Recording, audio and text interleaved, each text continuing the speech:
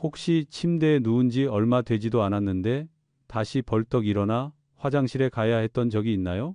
밤에 물을 몇 모금밖에 마시지 않았는데도 2번, 3번, 심지어 4번까지 깨서 화장실에 간 적은 없나요? 혹은 방광이 이상하게 예민해진 것처럼 조금만 차도 바로 신호를 보내서 더 이상 잠을 잘 수 없게 만든다는 느낌을 받은 적은요? 그리고 아침에 눈을 떴을 때 머리는 무겁고 온몸이 축 처지고 침대에 누워 있었던 시간은 충분했는데도 마치 밤새 한숨도 못 잔 것처럼 느껴진 적 있지 않나요? 이런 질문을 들으면 한숨을 쉬는 분들이 많습니다. 바로 자신의 이야기라고 느끼기 때문이죠. 그런데 더 걱정스러운 건 많은 사람들이 이런 증상을 단순히 나이 들면 생기는 당연한 일이라 생각한다는 겁니다. 어떤 사람들은 몸이 약해졌다, 신장이 허하다, 방광 기능이 떨어졌다, 혹은 단순히 물을 마시는 시간이 잘못돼서 그렇다고 생각하기도 합니다. 하지만 밤에 몇 번씩 깨서 화장실에 가는 이 현상 뒤에는 사실 몸이 필사적으로 보내고 있는 신호가 숨어 있습니다. 몸속 어딘가에서 균형이 무너지고 있다는 신호 말입니다. 이것은 방광만의 문제가 아니고 잠만의 문제도 아닙니다. 혈액순환, 만성염증, 배뇨를 조절하는 신경계, 그리고 전해질 균형까지 모두 얽혀 있습니다. 최근 몇 년간의 여러 대규모 연구들은 야간뇨가 단순히 나이가 들어서 생기는 나쁜 습관이 아니라 미세순환에 문제가 생겼다는 초기 신호일 수 있다는 사실을 보여주고 있습니다. 작은 혈관들, 특히 방광과 신장을 공급하는 미세혈관이 만성염증이나 기능 저하로 영향을 받기 시작하면 우리 몸은 우리가 예상치 못한 방식으로 반응합니다. 그리고 그 반응 중 가장 눈에 띄는 것이 바로 밤중에 반복적으로 잠에서 깨게 되는 현상입니다. 제가 만났던 많은 한국 분들도 화장실 가는 횟수를 줄이기 위해 정말 다양한 방법을 시도했습니다. 저녁 7시 이후에는 물을 안 마시고 과일을 줄이고 너무 싱겁게 먹고 심지어 아침에 이뇨제를 먹어서 밤에 덜 마려울 거라 기대하기도 했습니다. 하지만 결과는 거의 나아지지 않거나 오히려 더 악화된 경우도 있었습니다. 그분들이 잘못한 게 아닙니다. 단지 너무 복잡한 문제를 지나치게 단순한 방식으로 해결하려 했기 때문입니다. 그리고 무엇보다 핵심이 아닌 부분을 건드리고 있었던 거죠. 만약 당신도 밤에 화장실 때문에 자주 깨는 사람 중 하나라면 제가 지금부터 이야기하려는 내용을 꼭 끝까지 들어주시길 바랍니다. 그리고 이런 건강 이야기가 도움이 된다면 채널 팔로우와 구독, 댓글도 남겨주세요. 한국 사람들은 건강 이야기를 나누는 것이 다른 사람에게 좋은 씨앗을 심는 일이라고 말하곤 합니다. 이 주제로 더 깊이 있는 영상을 원하신다면 댓글에 1을 남겨주세요. 저는 모두 읽어보겠습니다. 이제 왜 제가 이 주제로 이야기하고 싶은지 설명하기 위해 제 소개를 하겠습니다.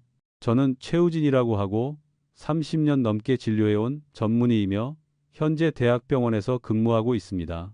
지난 수년 동안 수많은 한국 환자들이 야간뇨, 지속적인 불면, 만성 피로, 삶의 질 저하로 병원을 찾아왔습니다. 선생님, 혹시 제 신장이 망가진 건가요? 전립선 문제가 생긴 건가요? 제가 너무 빨리 늙고 있는 걸까요? 이런 걱정들을 안고 오는 분들입니다. 그런데 흥미로운 점은 소변 검사, 신장 기능, 방광 초음파, 전립선 검사, 호르몬 검사까지 전부 확인해도 대부분이 정상이라는 겁니다. 완전히 정상이죠. 오히려 본인이 생각하는 것보다 더 건강한 분들도 있습니다. 하지만 아주 많은 환자들에게 공통적으로 나타나는 것이 하나 있었습니다. 바로 혈액 속 염증 수치가 이상적인 범위보다 약간 높다는 점입니다. 그리고 생활 습관을 자세히 들여다보면 대부분이 오랜 기간 동안 물염분 균형이 저녁 시간에 깨져 있었던 사람들이었습니다. 제가 기억하는 분 중 한 분은 중년 남성 정세훈 씨입니다. 피곤한 얼굴로 오셔서 몇 달 동안 매일 밤 3번씩 깨서 화장실에 간다고 했습니다. 전반적인 검사는 모두 정상이었고 단지 염증 수치가 조금 높고 하체 순환이 좋지 않은 정도였습니다.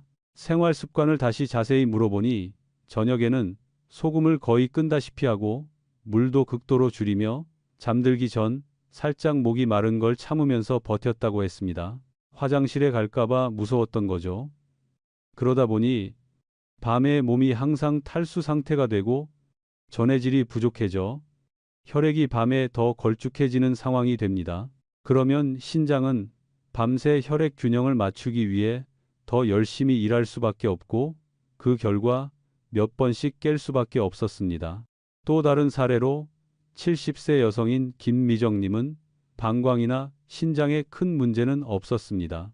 하지만 가벼운 만성염증이 있었고 저녁이 되면 다리가 조금 붓고 하루 물 섭취량도 매우 적었습니다. 물을 마시면 더 자주 화장실에 갈 거라고 믿었던 거죠.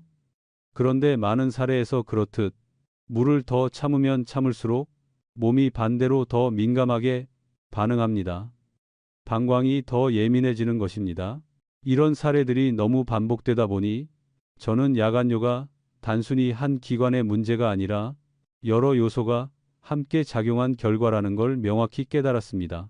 대학병원 동료들 역시 비슷한 패턴을 관찰하면서 기존처럼 방광만 집중해서 보는 접근 방식은 충분하지 않다는 확신이 더 강해졌습니다.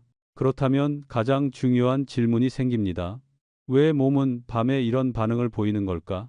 왜 같은 양의 물을 마셔도 낮에는 괜찮고 밤에는 계속 깨는 걸까? 그 이유는 물을 너무 많이 마셨기 때문이 아니라 오랜 시간 쌓여온 물소금 미네랄 불균형과 만성 혈관 염증 때문입니다. 순환이 불안정해지면 몸은 혈관 안에 필요한 만큼의 수분을 유지하지 못하게 됩니다. 그리고 그 순간 신장은 밤새도록 균형을 맞추기 위해 일하게 되고 결국 당신을 계속 깨우게 되는 겁니다. 이제 저는 왜 만성염증이 야간뇨를 이렇게 심하게 만드는지, 그리고 물 마시는 법이나 소금 섭취에 대한 잘못된 상식이 어떻게 상황을 더 악화시키는지를 자세히 이야기하려 합니다. 이것이 바로 올바른 방법으로 숙면을 되찾는 데 필요한 핵심 열쇠입니다. 많은 환자들의 야간뇨 문제를 더 깊이 들여다보기 시작했을 때 제가 눈치챈 것은 우리가 보고 있는 건 거대한 빙산의 아주 작은 윗부분이라는 사실이었습니다.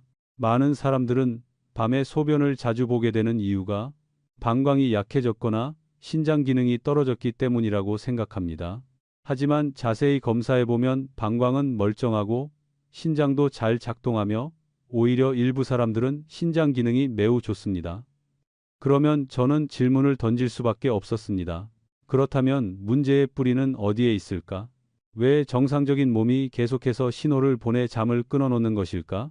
어느 날 아침 진료실에서 한 환자의 CRP 검사 결과를 다시 확인하던 순간 저는 이 문제가 단순히 방광만의 문제가 아니라는 확신이 더 강해졌습니다.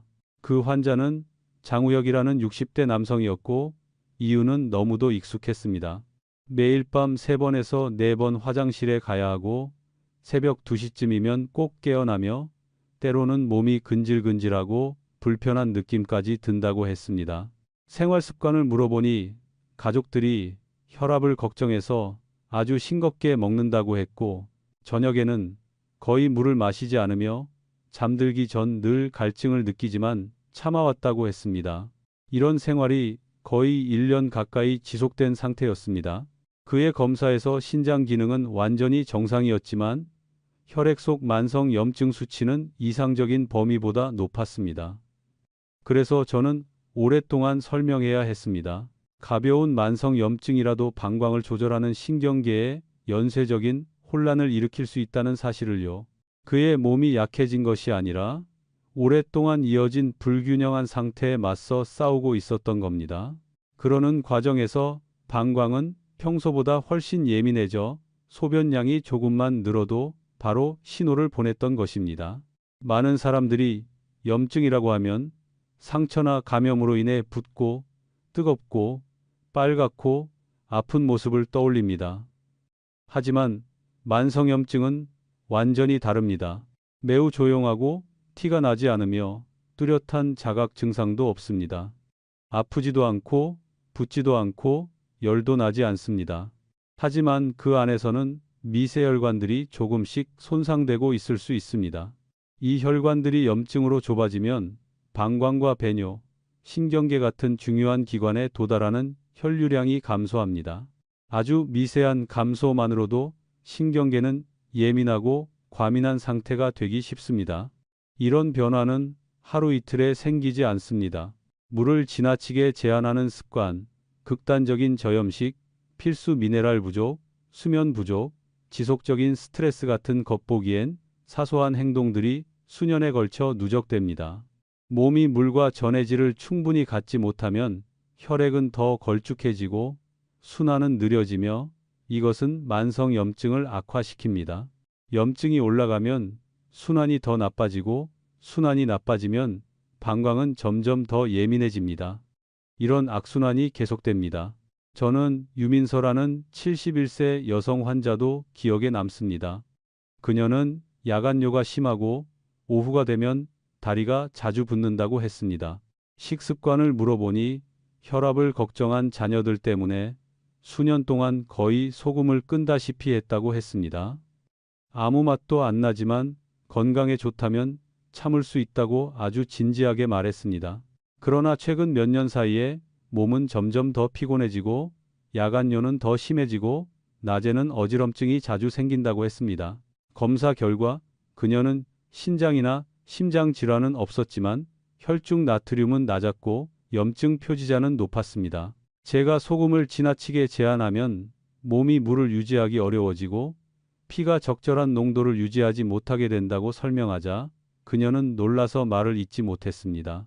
많은 한국인들이 혈압을 걱정해 싱겁게 먹는 것을 지나치게 강조하지만 실제로는 우리 몸이 물 전해질 균형을 지키고 혈압을 안정시키기 위해서는 일정량의 소금이 필요합니다. 이 균형이 무너지면 신장은 밤에 물 배출을 늘려 내부 환경을 조절하게 되고 결국 잠이 여러 번 깨는 것입니다. 저는 환자들에게 이렇게 설명하곤 합니다. 순환계를 하나의 강이라고 상상해 보세요. 물이 충분하면 흐름이 부드럽고 노폐물도 쉽게 흘러갑니다. 하지만 물이 부족하면 흐름이 느려지고 찌꺼기들이 강바닥과 벽에 달라붙기 시작합니다. 이것이 바로 혈관 속 만성염증입니다. 당장 아프지 않지만 몸속 모든 작용이 느려지고 균형이 깨집니다. 방광은 혈류 변화에 매우 민감한 기관이기 때문에 즉각 반응합니다. 환자들이 흔히 놓치는 부분이 하나 더 있습니다. 왜 낮에는 오랫동안 소변을 참을 수 있는데 밤에는 조금만 차도 깨어날까? 그 이유는 자율신경계에 있습니다. 심장박동, 호흡, 방광 조절 같은 무의식적 기능을 관리하는 시스템이죠. 밤이 되면 몸이 휴식 모드로 바뀌는데 이때 순환이 불안정하면 자율신경계가 쉽게 예민해집니다. 특히 물과 소금이 부족한 상태라면 방광 신호를 평소처럼 부드럽게 조절하지 못합니다. 아주 적은 양의 소변에도 화장실이 급해지는 것입니다. 많은 환자들이 저에게 말합니다. 저녁 6시 이후로 물을 안 마시고 과일도 줄이고 자기 전에 화장실을 여러 번 갔는데도 소용없어요. 그 이유는 간단합니다. 문제를 잘못 짚고 있기 때문입니다. 야간뇨는 소변량의 문제가 아니라 방광의 예민함, 그리고 그 방광을 조절하는 신경계의 불안정성에 있습니다. 이 두 가지는 모두 순환과 만성염증의 영향을 직접적으로 받습니다. 하지만 대부분의 환자들은 이 사실을 전혀 모릅니다. 환자들이 진짜 원인을 이해하게 되면 반드시 이렇게 묻습니다. 그럼 저는 어떻게 해야 하나요? 그때 제가 말하는 내용은 많은 사람들이 듣고 놀라는 것들입니다. 야간뇨를 줄이려면 물을 끊는 것이 아니라 물을 올바르게 마시는 것이 더 중요하다는 점입니다. 심지어 저녁 시간에 마시는 것도 무엇을 마시느냐가 수면에 큰 영향을 미칩니다. 좋은 소금을 조금 넣은 물 한 잔과 레몬 한 조각만으로도 밤에 몸이 작동하는 방식이 달라질 수 있습니다. 그리고 이제 저는 따뜻한 물에 소금과 레몬을 살짝 넣은 한 잔이 왜 만성염증을 완화하고 순환을 안정시키며 방광의 예민함을 줄여 밤에 깨는 횟수를 낮출 수 있는지 자세히 설명하려 합니다. 이것이 제 환자들 대부분이 다시 숙면을 찾게 된 핵심 열쇠였고 아마 당신에게도 도움이 될 것입니다. 제가 환자들에게 잠들기 전에 물 한 잔은 꼭 마시는 것이 좋다고 말하면 많은 분들이 믿기 어렵다는 표정으로 저를 바라봅니다.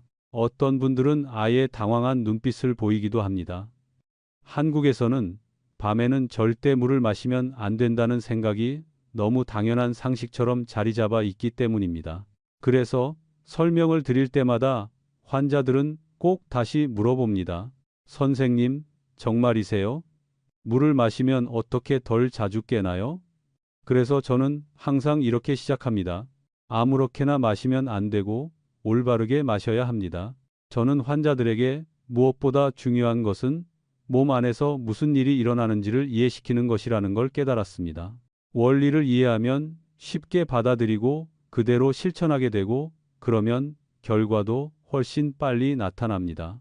몇 년 전 야간뇨와 순환에 대해 더 깊이 연구하던 중 저는 밤에 가벼운 탈수 상태가 되는 것이 체내 수분 조절을 더 어렵게 만든다는 내용을 접하게 됐습니다. 많은 사람들이 밤에 소변이 늘어날까봐 물을 안 마시지만 그로 인해 오히려 몸이 탈수 상태가 됩니다.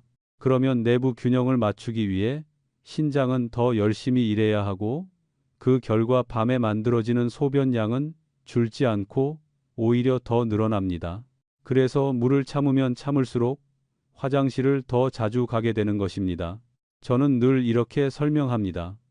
물은 마치 소방차처럼 산소와 영양분을 온몸의 세포에 전달하고 노폐물을 배출하는 역할을 합니다.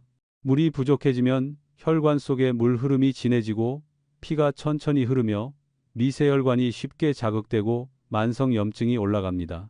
바로 이 과정 때문에 방광은 더욱 예민해지고 아주 약한 신호에도 밤중에 깨어나게 됩니다. 하지만 물만 있다고 되는 것이 아닙니다. 물과 항상 함께 움직이는 것이 바로 소금, 그것도 적절한 양입니다. 많은 분들이 소금이라고 하면 바로 혈압 상승과 심혈관 위험을 먼저 떠올리며 거의 절대적으로 줄여버립니다. 하지만 소금이 없으면 몸은 제대로 작동할 수 없습니다. 소금은 혈관 안에서 물을 유지시키는 데 필수적이며 삼투압을 조절해 물이 제자리에 있게 만듭니다.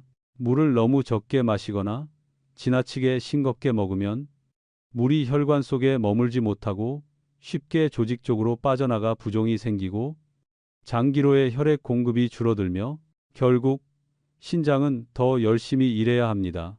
어느 날 한정훈이라는 70세 가까운 환자분이 아주 기쁜 얼굴로 제 진을 오셨습니다. 제 방법을 따라 해봤더니 가장 먼저 달라진 것은 야간뇨가 아니라 아침의 상쾌함이었다고 했습니다. 더 이상 두통이 없고 얼굴이 무겁지도 않고 아침마다 졸음이 밀려오지도 않았습니다. 일주일 후에는 4번씩 일어나던 야간뇨가 2번으로 줄었고 3주가 지나자 어떤 날은 1번만 깨고 어떤 날은 아예 1번도 깨지 않고 잤다고 했습니다. 그는 이전까지 저녁 물은 적이라고 믿었는데 정작 몸이 필요로 했던 것은 물과 소금의 올바른 균형이었다는 사실에 큰 충격을 받았습니다. 그 환자분이 왜 이런 큰 변화가 생겼는지를 물었을 때 저는 따뜻한 물 한 잔과 소금 한 꼬집 그리고 레몬 한 조각이 만들어내는 3가지 중요한 효과에 대해 설명했습니다. 첫 번째는 따뜻한 물입니다. 따뜻한 물은 미세혈관을 살짝 확장시켜 손끝, 발끝, 그리고 방광 주변 혈류를 개선합니다. 순환이 좋아지면 방광의 긴장도가 낮아지고 배뇨를 조절하는 신경 역시 덜 예민해집니다. 또한 따뜻한 물은 몸을 이완시키고 수면을 준비하는 데 도움을 줍니다. 두 번째는 소금 아주 소량입니다. 저는 항상 작은 양이라는 말을 강조합니다. 건강한 사람에게는 해가 되지 않을 정도의 아주 적은 양입니다. 이 소금은 밤 동안 혈관 속에 물이 머물도록 도와주는 역할을 합니다. 이렇게 하면 혈액이 진해지는 것을 막고 순환이 안정되며 방광에 불필요한 자극이 줄어듭니다. 중요한 것은 이 작은 양의 소금이 저염식을 대신하는 것이 아니라는 점입니다. 단지 밤 시간 동안 몸이 안정적으로 기능할 수 있도록 만드는 물지킴이 역할을 할 뿐입니다. 마지막은 레몬입니다. 많은 사람들이 레몬을 단순히 신맛을 내는 과일로만 생각하지만 레몬에는 비타민 C, 구연산, 다양한 항산화 물질이 풍부합니다. 이 성분들은 만성염증을 완화하고 혈관 내피, 즉 염증 반응이 가장 많이 일어나는 곳을 보호합니다. 내피가 건강해지면 혈관이 안정되고 순환이 좋아지며 방광의 예민함도 줄어듭니다. 또한 레몬에는 칼륨이 들어 있습니다. 칼륨은 나트륨의 작용을 조절하는 중요한 미네랄입니다. 많은 한국인들이 소금을 너무 두려워해 거의 먹지 않으려고 하지만 소금에 소량의 레몬을 더하면 레몬 속의 칼륨이 여분의 나트륨을 자연스럽게 조절해 균형을 유지해 줍니다. 그래서 물, 소금, 레몬의 조합이 대부분의 사람들에게 안전하고 조화로운 이유가 여기에 있습니다. 제가 잊지 못하는 또 다른 환자는 60대 중반의 박리아 씨입니다. 그녀는 평소에 야간쥐가 자주 나고 손발이 차고 밤에 몇 번씩 화장실에 갔습니다. 따뜻한 물에 소금과 레몬을 넣어 마시기 시작하고 단 3일 만에 손발이 따뜻해지고 쥐도 덜 나고 몸이 가벼워졌다고 했습니다. 2주 후에는 밤에 한 번만 깨게 되었고 소금이 잠을 돕는다니 상상도 못했다고 말했습니다. 하지만 몸의 원리를 이해한 후에는 그동안 얼마나 오해하고 있었는지 알게 되었다고 했습니다. 저는 항상 환자들에게 강조합니다. 이 방법은 약이 아닙니다. 심각한 질환이 있을 경우 의학적 치료를 대신하지도 않습니다. 하지만 큰 병이 없고 생활 습관으로 인해 생긴 가벼운 불균형만 있는 사람들에게는 잠들기 전 물 한 잔이 오래된 불균형을 바로잡아주는 작은 열쇠가 될 수 있습니다. 그리고 마지막으로 제가 직접 어떻게 타야 하는지, 언제 마셔야 하는지 주의할 점은 무엇인지를 단계별로 안내해 드리겠습니다. 아주 작은 습관이지만 수백 명의 환자에서 직접 확인한 것처럼 큰 변화를 가져올 수 있습니다. 제가 처음으로 이 방법을 통해 잠을 다시 잘 수 있게 된 환자들을 보았을 때 그분들은 늘 같은 질문을 했습니다. 선생님, 왜 이렇게 작은 물 한 잔이 몸에 그렇게 큰 영향을 줄 수 있는 거죠? 그럴 때마다 저는 미소를 지으며 이렇게 대답하곤 합니다. 그 물 한 잔에 특별한 마법이 있는 게 아니라 오래전부터 잃어버렸던 몸의 균형을 되찾게 해주기 때문입니다. 30년 넘게 진료를 하면서 저는 늘 느껴왔습니다. 가장 단순한 것이 오히려 우리가 가장 필요로 하는 것일 때가 많지만 정작 우리는 그것을 잘 알아차리지 못한다는 사실을요. 야간뇨는 절대 단순히 소변을 자주 본다의 문제가 아닙니다. 그것은 몸이 무언가 어긋나고 있다는 경고의 신호입니다. 보이지 않는 만성염증일 수도 있고 밤 동안의 순환 저하일 수도 있으며 혹은 많은 사람들이 인지하지 못하는 물 전해질 불균형 때문일 수도 있습니다. 원인을 정확히 이해하면 더 이상 억지로 물이나 소금을 참으려 하지 않고 오히려 몸이 부드럽게 작동할 수 있도록 도와줄 방법을 알게 됩니다. 수년간 환자를 보면서 저는 야간뇨를 개선하는 데 있어 중요한 것은 검사나 기계, 약물만이 아니라는 걸 깨달았습니다. 어떤 경우에는 일상 속 작은 변화만으로도 놀라울 만큼 큰 개선이 나타났습니다. 그래서 저는 많은 환자분들이 성공적으로 실천했던 방법을 아주 자세히 알려드리고 싶었습니다. 가장 먼저 그리고 가장 중요한 것은 시간입니다. 물을 침대에 눕기 직전에 마시면 안 됩니다. 몸이 조절할 시간을 줘야 하기 때문입니다. 잠들기 약 1시간 전이 가장 적당합니다. 이 시간에 마시면 물은 서서히 흡수되고 몸은 잠자리에 들기 전에 순환이 안정됩니다. 너무 늦게 마시면 몸이 조절하기도 전에 잠들어 버리기 때문에 오히려 역효과가 날 수 있습니다. 물은 따뜻한 물이어야 합니다. 너무 뜨거우면 위를 자극하고 차가운 물은 혈관을 수축시킵니다. 따뜻한 물은 몸을 편안하게 만들고 특히 겨울밤처럼 손발이 쉽게 차가워지는 때에 더욱 좋습니다. 소금은 아주 적은 양, 정말 잠깐 집은 한 꼬집이면 충분합니다. 맛이 거의 느껴지지 않을 정도의 양입니다. 싱겁게 먹거나 혈압을 신경 쓰는 분들도 이 정도 소금은 부정적 영향을 주지 않습니다.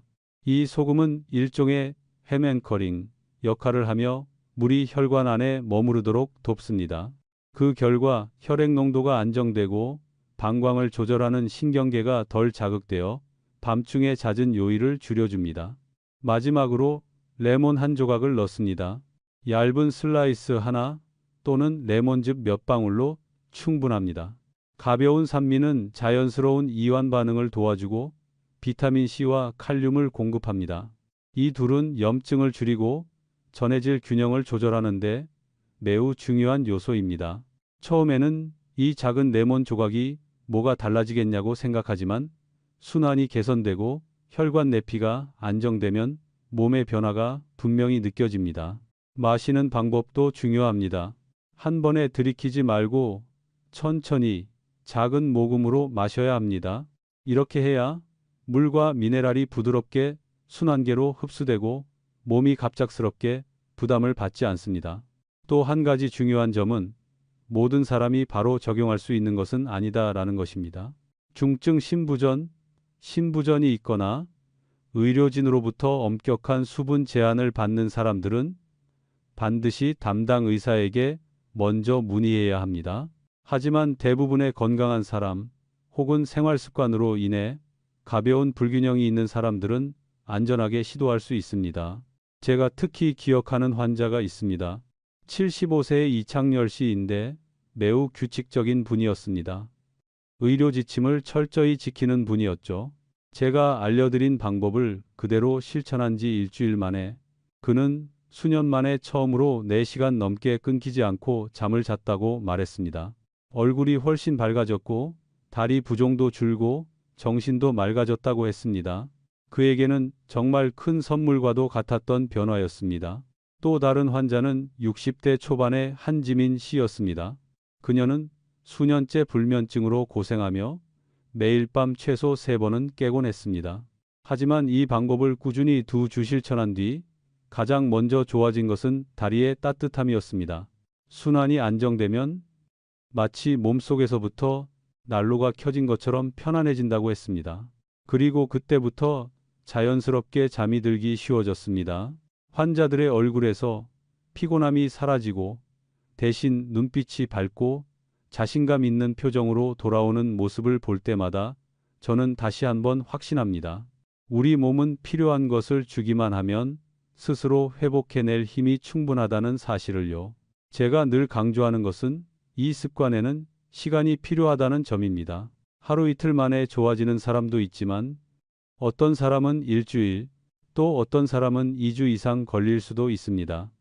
중요한 건 몸이 수년간 흐트러져 있던 균형을 천천히 되찾고 있다는 사실입니다.